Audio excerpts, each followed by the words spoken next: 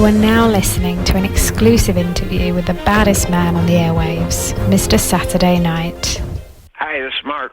Mark, it is Mike. Thank you. Hey, brother, how you doing? Fantastic, thank you. Tried your cell phone first. We hadn't really talked about which line to call, but it's all good. You're here. I want to thank you and welcome you as our celebrity guest star to the program. And I will tell you now, undoubtedly, you are one of the most fascinating guests and, quite frankly, rock and roll royalty. So thank you again. It's my pleasure. It is Mark. I appreciate it, brother. Oh, you bet. It's Mark Farner, Boys and Girls, singer, songwriter, performer, activist, philanthropist, and best of all, family man. You, Mark, right now, you have not only a ton happening, but up until now, you've probably lived more life than most people do in their entire lifetime. I've been busier than a one-eyed cat watching two rat holes, Mike. Hey, I want to start off right off the top with a question. So let's say it's the 70s. You've achieved a lot of fame and fortune at that point, and yet somehow you couldn't afford to wear a shirt on stage. What's up with that? Well, the first international pop festival there in Atlanta, Georgia, that was our first gig, and we got up in front of 185,000 people, brother, and I was nervous. I would have made a cup of coffee nervous. I was that nervous. And I got out there, we drove down. We went through some stuff just to get there. We had a U-Haul trailer on the back of a van with all our equipment. The guy that was driving was a friend of ours, but he'd driven all night, and he missed a turn. I said, "Hey, that says I-75." That was before I-75 was finished, Mm-hmm. So we're on a back road, and I said, "It's I-75 that way." He turned, and the trailer rolled down through the ditch with our equipment. Oh, my gosh. When we got to Atlanta, the transformers had ripped from the chassis of the amplifiers, and, But back then, brother, all these guys that were there, the roadies for 10 years after, and Janis Joplin and Hendrix, all these guys saw that we needed help, and they all lent a hand soldering wires, putting the stuff up, because they knew we were, we had to get up there by noon. We were the opening act, and it was just it was a great thing to witness. And when we walked on stage, Brother Mike, I turned around. I said to the roadie that was the guitar tech, I said, "Dude, I got to pee so bad." He says, "Get out there." Oh, God. So we get done with the set, and I had purchased this paisley print shirt, Mike, that was kind of see-through. And the reason I got it was because the gal that was in the store, she says, "Oh, that looks sexy on you." And I went, "All right, I'm buying this. I don't care how much it costs." So I'm out there in my sexy paisley print shirt, but it's got long sleeves. It's 110 degrees in the shade in Atlanta, Georgia. And, buddy, by the end of that set, Yikes. That shirt was sticking to me like wallpaper. and I'm dancing around, and I just said, you know what, $50 or not, I got to get this thing off. And I ripped it off of my body. And that audience jumped up to their feet, and, they're cheering me on. I'm going, all right, man, that works. That works. So it didn't take long from that point on. And that was really the launch of the shirtless era. But it didn't take long. I would go out. I'd have a vest on. By the second song, it'd be off. Oh, God! And you know what? That'll cure that. That had to cure a case of the nerves, right? You go out like, oh, okay, this is awesome, right? Yep, that's right. And I know I can't, and you probably, well, maybe you can. You are celebrating maybe even a touch over 60 years in the music business. So you start out slugging it out in Michigan clubs, and then you're in sold-out stadiums. Let's go back for just a minute. You have a long a long bloodline of music. You grew up with it, with weekend jams in your house. Tell me about that. It was, because my mother came from Leachville, Arkansas, and the whole family, including my granddad, my great-granddad, my uncles, everybody moved to Michigan to get these high-paying auto factory jobs. And along with them, they brought their instruments. And every Sunday, we would have a jam session, either at my mother's house, which was a big 11-room farmhouse that my great-granddad on my dad's side of the family built. He poured every block in the house. He poured every one by hand. It was a nice big old farmhouse. And so in the dining room was huge, and we would have a jam session in there every Sunday. It would either be at our house or my Aunt Dorothy's house, and everybody show up with their instruments. There'd be either Southern fried chicken with those hockey puck dumplings or sloppy joes, but we ate like Casey. Everybody always brought a dessert to pass, and it was wonderful. And once they got playing, I remember, just before I was 5 years, I was like 4, walking around looking at these big grown-ups up there, and they were towering up above me and playing these instruments, and I was just mesmerized by the sound of the music. And when the women would start singing, Brother Mike, oh my God, it was like listening to angels. And, families that harmonize together and can sing, well, our family could sing, and wow. It's still, when I'm talking to you about it, I'm hearing those voices. So was which came first? Was it football or the tuba? Because we know chicks dig tuba, so I get that. Yeah. I get it. Yep. Well, that was 5th grade when I started playing that tuba, and it was 8th grade when I finally graduated to the football field, and I wanted to be on that team so bad, and Mr. Blewett says, okay, this is how we're going to qualify who's going to play ball and who's not, because there was probably at least 70, 80 guys there that showed up that wanted to play ball. Mm-hmm. He says, we're going to run you around the perimeter of that football field twice. Whoever comes in first is my team. Oh. I was the second guy in, brother. Oh, fair enough. You were on, what would you, and two things. What were you on, defense? Is that right? Yes. Defensive linebacker over center. And I think you guys were undefeated, correct? Yes, undefeated team. We were all friends. We all hung out together, man. We knew each other, and we trusted each other, and that's how we beat everybody. And at a certain age, I want to say maybe 15, 16, your mom gives you a present. Let's talk about that. Okay, yeah. 15 years old, I had, I got injuries playing ball, and I could no longer play football. The doctor told my mother, no football. He's not going to be running track this fall. And I was like down in the dumps because, dude, every time I was in on every tackle because I wanted to hear my name called on the loudspeaker, man. Sure. That was Farner, number 66, in on the tackle. Boy, I'd be prancing across that field, But when all that bit the dust and I could no longer hear my name called on the speaker, man, I was down in the dumps. And my mom, for my 15th birthday, got me 6 lessons and rented an acoustic guitar that would have probably been better used as a bow and arrow set. The strings were so far away from the neck, you could have used it for a bow. I love the story about the lessons. You didn't even get to all 6 of them, did you?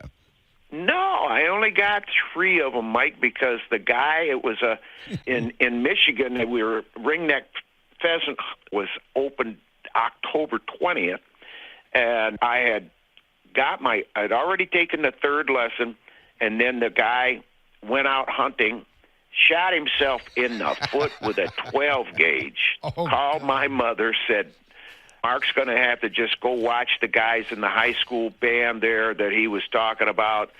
and because he's picking up by ear, it'll be okay for him. And so that's what happened. I took 3 out of the 6, and my friends.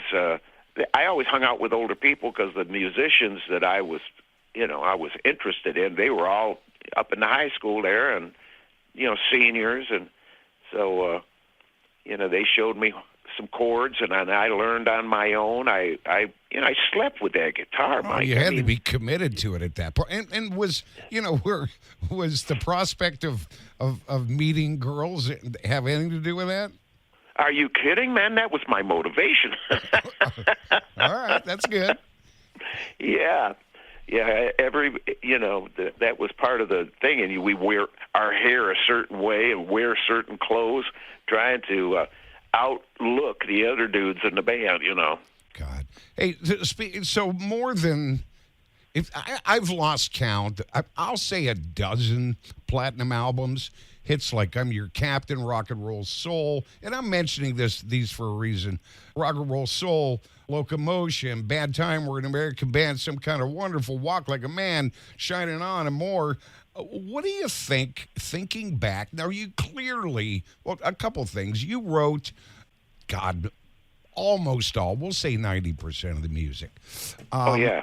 But back then, you clearly had a much larger library to draw from. So go back to that time, and life's amazing when you're looking in the rearview mirror.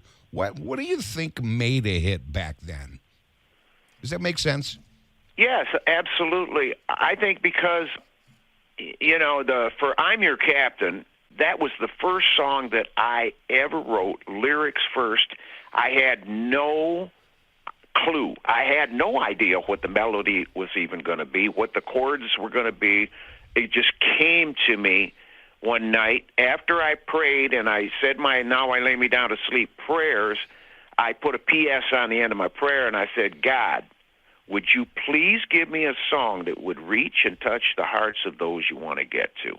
And I got up at 3:30 in the morning. I just sat up on the edge of the bed, and I reached over and I grabbed my steno pad and I start writing. I keep a steno pad next to my bed because, brother, I've lost some of the best stuff thinking, I'll remember this when I wake up in the morning, and I never have remembered any of that great stuff. So I got my steno pad. That's a habitual thing for me. I start writing, and it all flows out. And I knew better than to go back to the top of the page. Like songwriters, we'll write a verse, and we're writing in the second verse, and we'll go back to the top and refresh the flow, where this is going, and we'll just keep, and then we'll go back after we've written the second verse, and we'll put a bridge in there, or we'll put a chorus in there. But it's always rehashing what you've already written, and planning the next verse or chorus or bridge, whatever we're working on.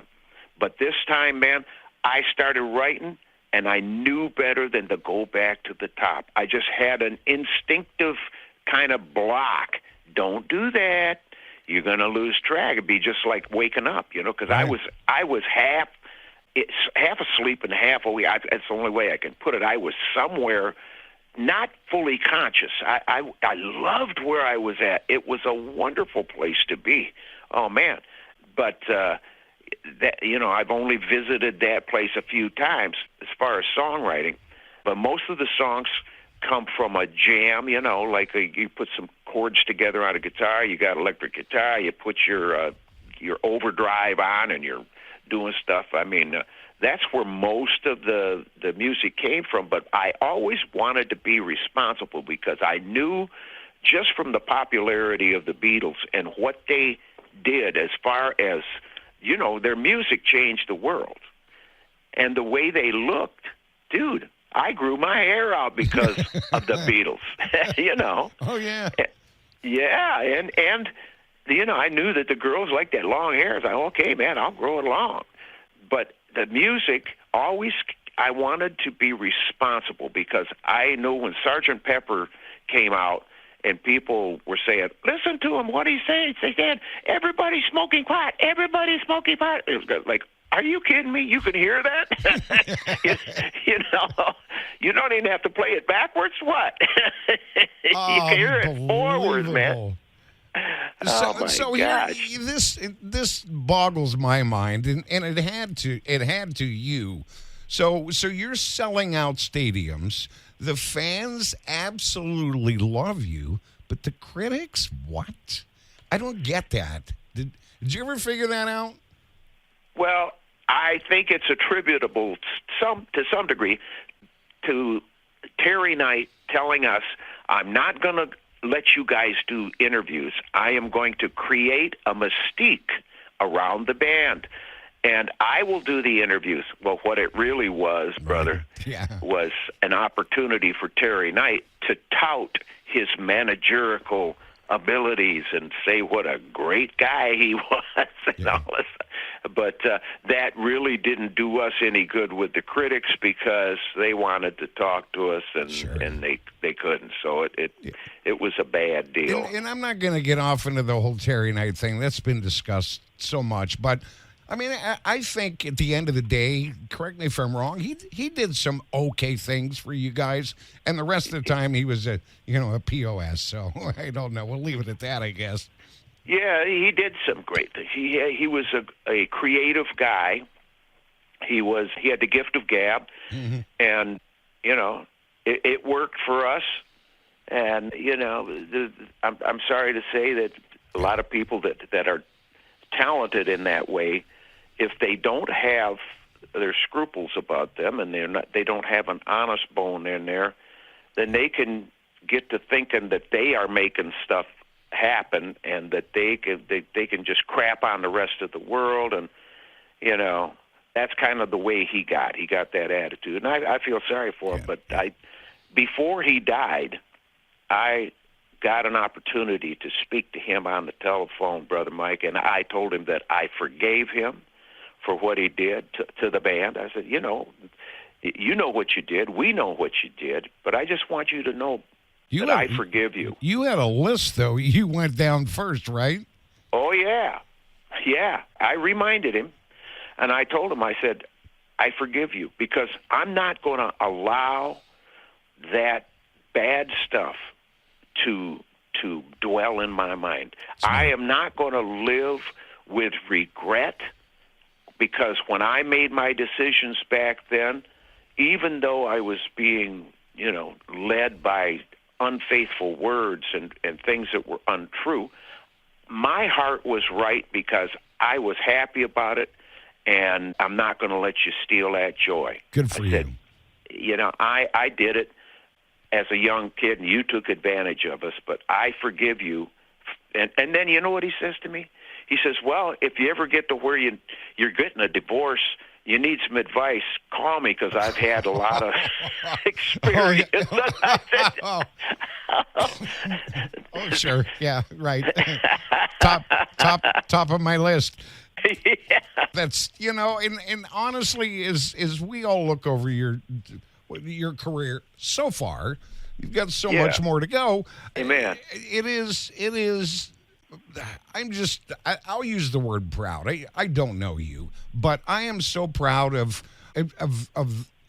where you could have ended up versus you've become so wise, so grounded, and you found all the right things to be important. Does that make sense? I guess, I hope. Oh, yeah, brother. And I hear your words, and I am encouraged because I'm 76.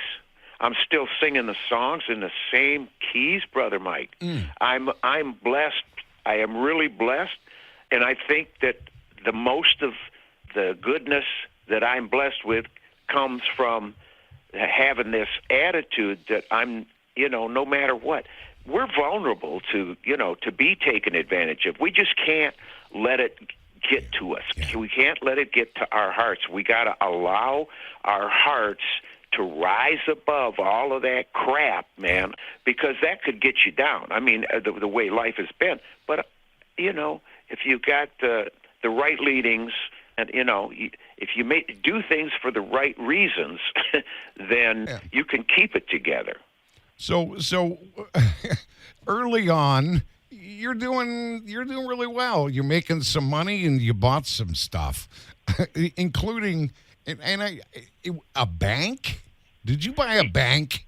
Yes, I did. I bought a bank. I wanted to have a walk-in vault. I kept my guns in there, the big stuff. Oh, that's unbelievable. You bought some land, some horses, probably some cars, right? Oh, yeah, I had all kinds of, I had older, American iron. I'm way into the American iron. And I love to watch the old movies, brother, because it's all American iron in the old movies. And I can name all these cars, and that's when we were such a strong, great country, when everybody was buying American, and we didn't have all the foreign BS, to put up with and to compete with American jobs. We had some leadership back then that saw to it that that we had this American. I had 57 Chevy, man, that I rebuilt. This motor was a 283, and we punched it out to a 302 and put a high-rise Edelbrock intake with the 2.4s. It was bad to the bone. And I learned how to become a mechanic. I learned how to do that. So good for you. Great skills. Well, so, doesn't surprise me. Self-taught guitar. Self-taught, that makes sense. Yeah, man. Inquisitive, talented. By the way, I have a small group that's joined me as we record this in chat, some of our VIPs, and someone just commented and said, his voice is physically impossible. He can't be covered. So I'll throw you that compliment. And by the way, wonderful. That comes from a friend that's also a singer-songwriter. So he knows his stuff.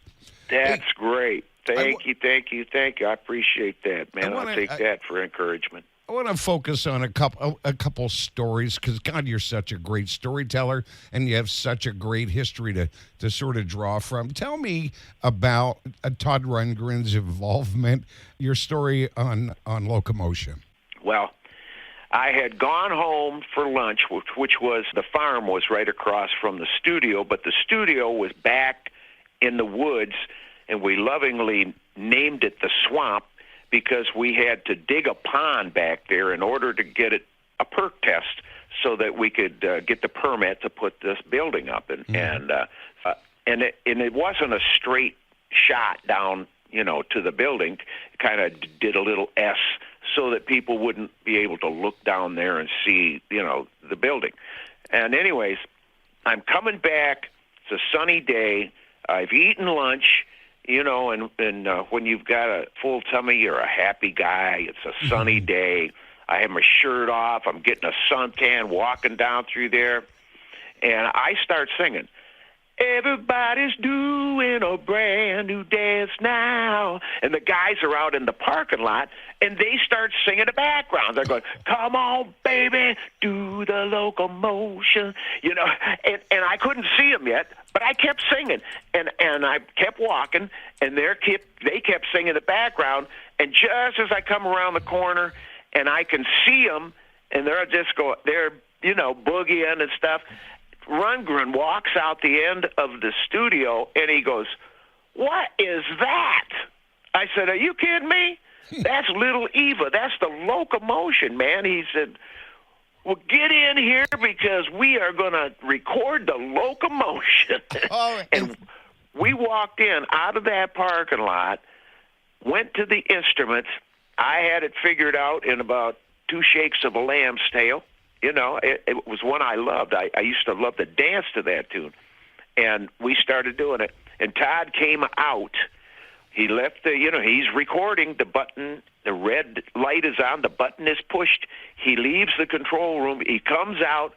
I'm playing the lead on this thing, and he grabs the head on my Echoplex. And it's you slide it certain distance for certain timing on the echo, but he was going from one end to the other, brother. And I mean, just I would be playing and he'd go, I mean, it's just things. It sounded like the guitar is eating itself, and Rundgren's out there just grinning, laughing, having a great time. And I think because we had such a good time making that, recording it, we were all in a great mood, and the mood came right into those grooves and went out to the people across the country, across the world, and they got in that locomotion mood with us. It was absolutely amazing. American Band, one of the few songs you did not write, but you had an idea that put it on, I'll call it the number 2 song for a reason. You know what I'm talking about? Oh, yeah, that cowbell. Yeah. Yeah, and I did write the music, the chord changes that I put in there. After Brewer, the drummer, showed us what he had, I said, well, listen, as you're playing that, I'm hearing this. And I start playing, I said, will that work for you? He said, let's try it, But anyways, he said, he didn't have a cowbell, because I told him, I said, man, this thing is begging for a cowbell. He says, I don't have a cowbell. I said, well, you're going to have to get one. You're going to have. He says, I'll get one. I said, you know something? Pick up 6 of them. Pick up 6, and we will pick the one that matches the chord that this song is in, which was D. And I said, and it's got to have this, it can't be this tink, tink, tink. It's got to have a kank, kank, kank. And so we got one that it rung just a little bit too much, so we put some duct tape around it, one wrap of duct tape, and it was there. Oh, God. That's unbelievable. Another one of your stories I absolutely love, and if you'd be so kind to give us, entertain us with that, is I'll just say so you open for the Stones, and then you're on a Huey helicopter. Take it from there. Yeah, the Huey helicopter was done up like a motor home, Brother Mike, and the bands would get off stage, get into the Huey, fly back over, land on the beach where the hotel was, and the next band would get on the chopper and go. So we are the last band of the evening before the Rolling Stones are supposed to come over. Well, Janis Joplin stayed because anytime we were on the bill together, if she went on first, she would stay and watch us, and then her and I would hang. And if we went on first, I would hang and watch them, holding company, and I would hang out with her, and we would just, we were great friends. We just loved to talk to each other and share our adventures. We were not boyfriend, girlfriend, but we were just really, really good friends. And we land on the beach. It's dark, man. I mean, it's 1 o'clock in the morning, something like that. It's darker than the inside of a boot, dude. They had to have these flashlights, and all the roadies had these flashlights, these mag lights, and they were going up the path up to the hotel. And I'm looking, and I'm trying to find Janis, and I couldn't see her in front of me, and I hollered up to Ralph. I said, Ralph, is Janis up there? And he goes, nah, man, she ain't up here. I said, man, give me that light. I'm going to go back down to the chopper, see if she's there. And I take his light, and I go back down there, and sure enough, man, I look up in this big Huey, and Janis is like massaging the cushions of this helicopter that's done up like a motorhome inside. It's just plush with all the pin spots and beautiful cushions. I step up on the rung, and I go, hey! And she turned, and she about jumped out of her skin. She cussed at me. She said, and then I step up inside, and I look, and I see what she has done. And because it's Florida, it's a hot summer night, all those Hershey bars that she used to carry around in that big paisley print purse of hers were melting, and she was rubbing them into the seats. That's what why it looked like she was massaged. She was just pushing them in there. And I said, why are you doing that? She looked up at me and she said, I want to mess up Mick's britches. God, what a story. That's oh, my God. You know, she thought the same thing I did, you know, about the British invasion, Brother Mike. They come over here, they sing in American English. Yes. It's not rock and roll unless it's American English. And everybody around the world, the Australians and the English, and anybody that's singing rock and roll is singing it in the American English, the free people's English, the dialect of those of us who sing and rock and roll came out of a free country and freedom in our hearts.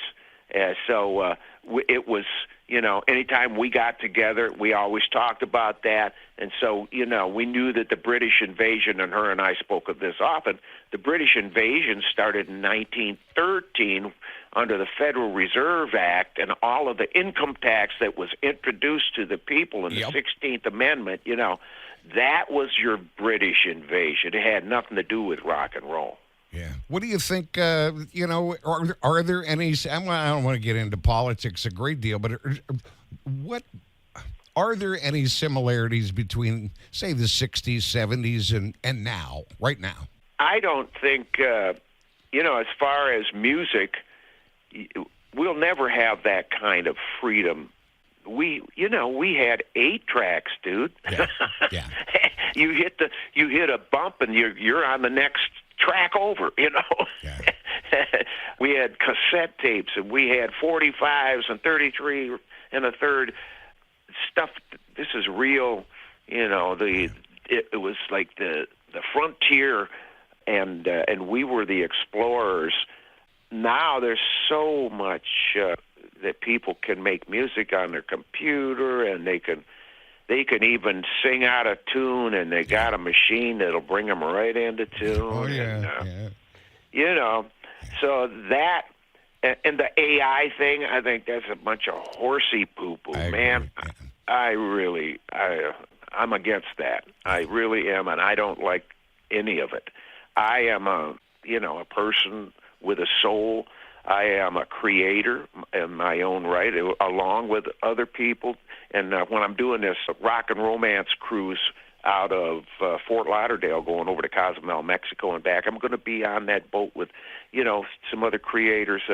Jim Peterick is one of them, a good friend of mine. He's going to be on the program. I'm working with Scott trying to come up with a date. I emailed him today. Awesome. I love that guy. And, you know, we talk about stuff like this, brother, but we keep our roots. It's a rudimental thing. I grew up, you know, listening to Chuck Berry and to, you know, Steve Cropper. Oh, yeah. You know, oh, my gosh. And also Jeff Beck, you know, when he was with the Yardbirds, what a player. And the Train Kept A-Rolling. Oh, my gosh, what a lead he played on that thing. And people, you know, that were inspirational, that were leading us because they could make, like Jimi Hendrix, man, he could make that guitar cry. He could make it sing. He could make it laugh. I'm telling you, he had control. He wasn't the fastest, you know, play every note in the world in 3 seconds kind of guy. Yeah. Didn't need to be. Didn't need to be. No. He has so much feel that is lacking today. Yeah. The feel is lacking. The melodies are lacking. The topics that people are writing about, what in the world? It's either self-indulgent or just like, what? I just don't get it. I really don't. I'm with you, brother. Hey, listen, you're going along. You're leading a clean life, and you're, as you say, in your bone suit. And then you had 2 afterlife experiences. Can you talk about that for a minute? Yeah, as a matter of fact, I can. I was telling somebody today, we were up visiting a friend in the hospital who is in a coma. A wonderful soul, you know, it made me think about what you just spoke of about when I left the bone suit. But my, my heart issue was not because of blockage or arterial, whatever happens. In fact, the guy that did the catheter on me came in the following day and told me I had the cleanest arterial system he'd ever seen. He said he did a 12-year-old boy the day before, and I was cleaner than him. So it ain't about, blockage in my arteries. Mine was a nerve. He told me, you got your plumbing and you got your electrical. He says, your problem was the electrical. You had a bundle branch block, which, the ventricle that squeezes and pushes the blood up into it didn't get the signal. So that's what happened. But when I left my bone suit, brother, I felt as though I was home. I felt like, oh my gosh, you mean to tell me those Earth years, all of that was, just so I could come back here? And I'm like, I'm rejoicing, and I didn't until the second time when I they paddled me back. I went again. I died again. They had me on external pacemaker, and they were hitting me so hard with the electricity that was what killed me. It really was. It wasn't the failure of that, that branch of nerves again. It was, and I tell people, why wouldn't they turn around? There's 3 doctors over there, or 3 people in white coats. I'm hollering to the top of my lungs. My wife's standing there hollering, going, hey, you're killing him over here. They're about 6 feet away. None of them would turn around. I'm thinking, was that a plan? Was that some kind of Luciferian plan that they were going to take me out or something? Well, God didn't want that. God wanted me to be on the phone with you tonight, Brother Mike, and talking about this so that those who are listening, they would have an ease about, dying, because it's something that we all do. We all do. But man, you're going back home. I went home. I was relieved on the second entrance into my bone suit. I was shown that the debt consciousness, DEBT, is the plague of mankind, and that the whole manipulation of the planet is based on someone imposing their will upon you, putting you in the debt of their will for you. Right. And not just a financial debt, of course that's part of it, but the debt of unfulfilled expectations from other people, and the debt that we put ourselves in if we regret not having done something or we did something that we regret. We have to let that go. That's part of this experience, is to be able to not allow ourselves to become indebted. Jesus never let himself become indebted. And any time the miracles happened, he didn't stand up and go, yeah, man, ain't I cool? No, he always said, it's the Father in heaven. It's always talking about the Creator. And that's what I got out of this, was say, hey, I'm not going to allow it. And I am so touchy about anybody. I can read them like, I don't know. I just have this ability now, this discernment, which is spiritual in nature. Sure. But our minds are so tied up in our daily toiling and what are we out there doing? We're out there making money, to pay the bills, to buy this, to buy that. I need this, I don't need that, I want this. You're accumulating all the cash. But there are people in this world that create the cash. They create the currencies for all of these various countries around the world out of thin air. And it's nothing but their lying words that we buy into.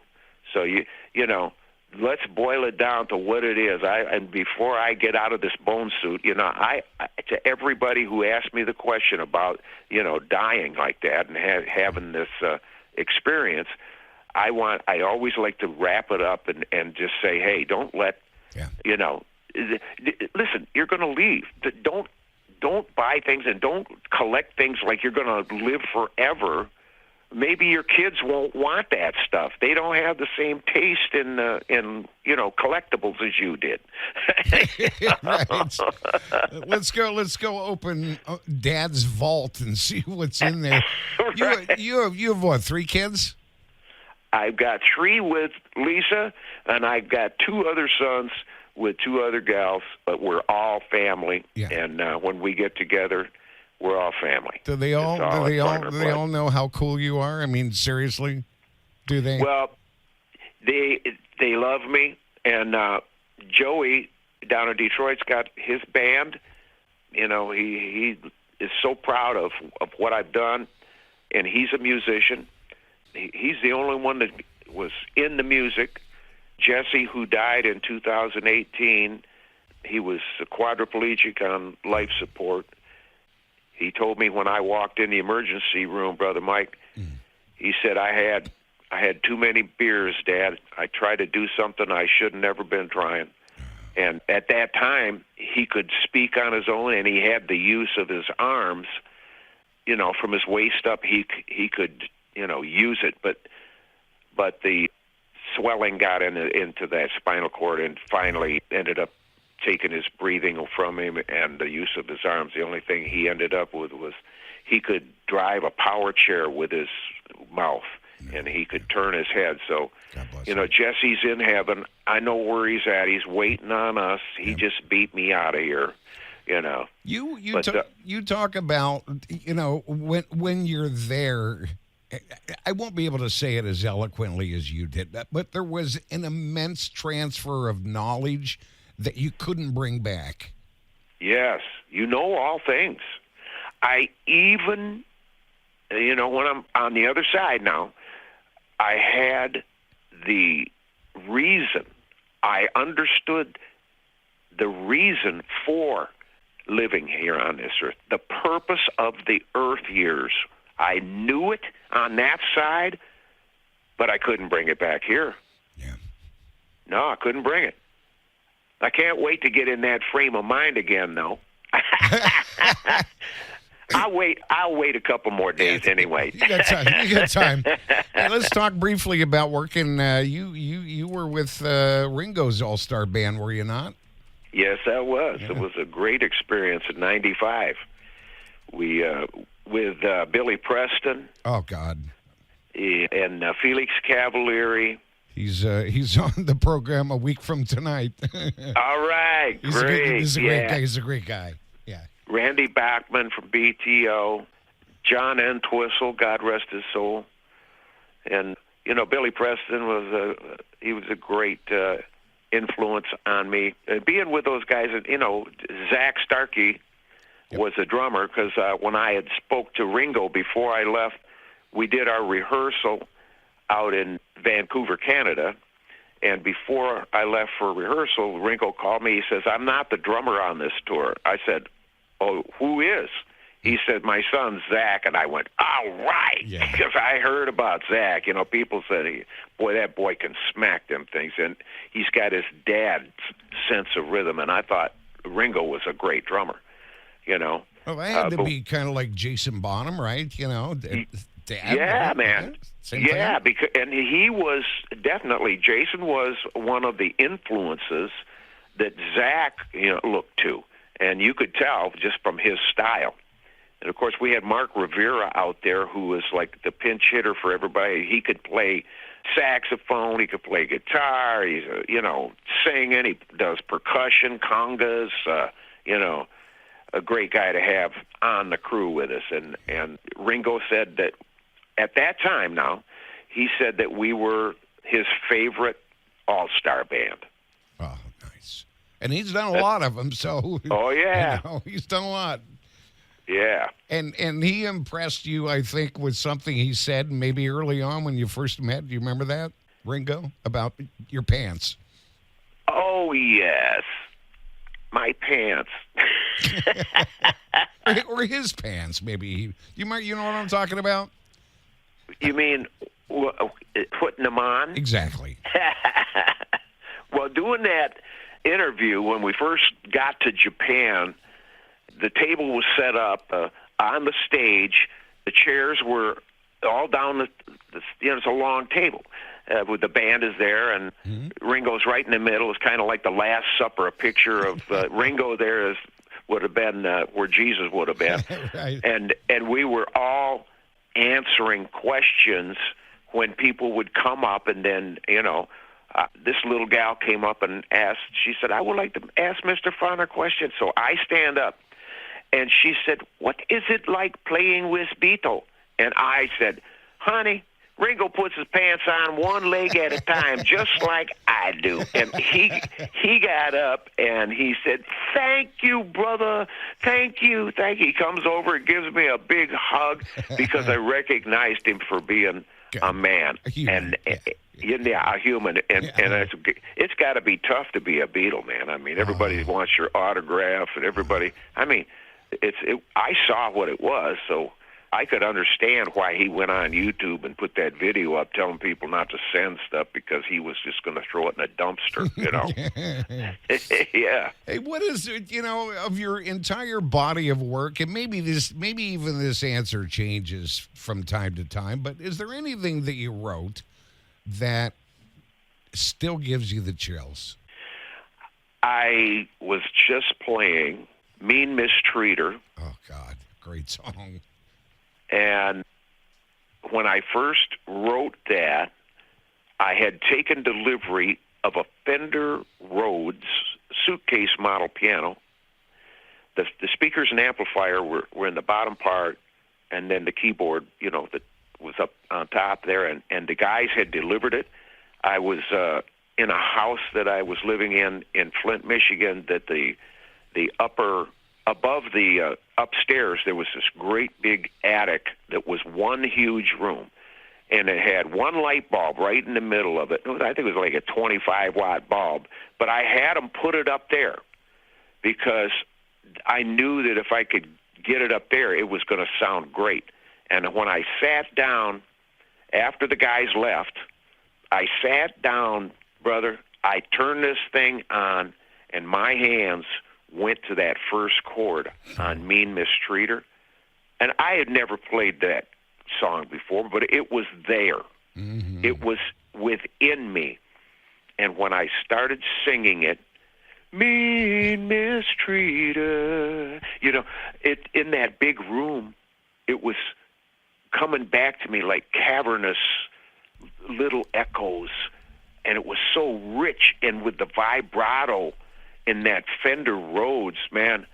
And when I'm telling you about it, I'm going right back there, man. Oh, how nice.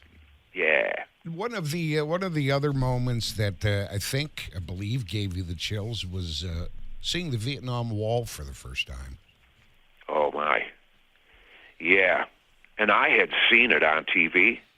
I had heard about it. And when the Vietnam Veterans of America, they took a vote to see, what was the favorite song of the veterans, and I'm Your Captain was it. Oh, yeah.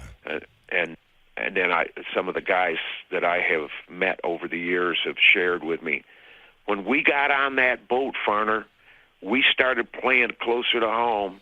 Every time it would end, it would start again. And we played it continuously, nonstop, every inch of the way.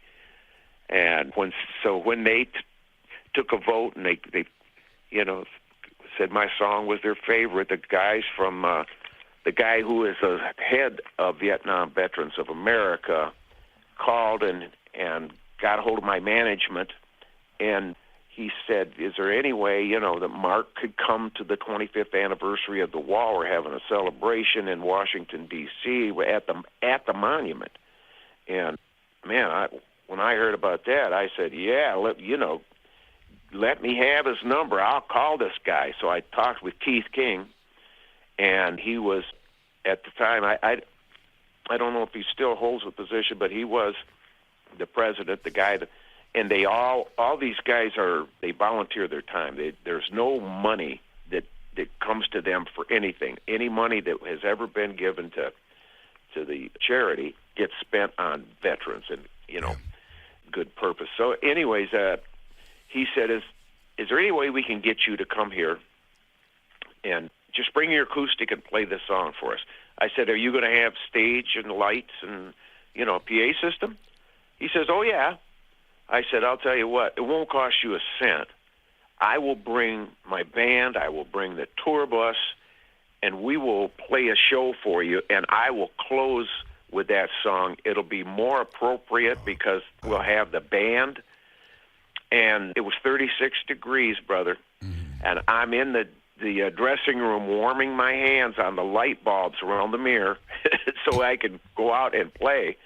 But by the time we got to "I'm Your Captain" and we started playing, I look out and there's just tears, and it's a wonderful, beautiful sight to behold people who from all different states and even our brothers and sisters from Canada, the Vietnam veterans, came down for it, and everybody was just hugging each other and holding on.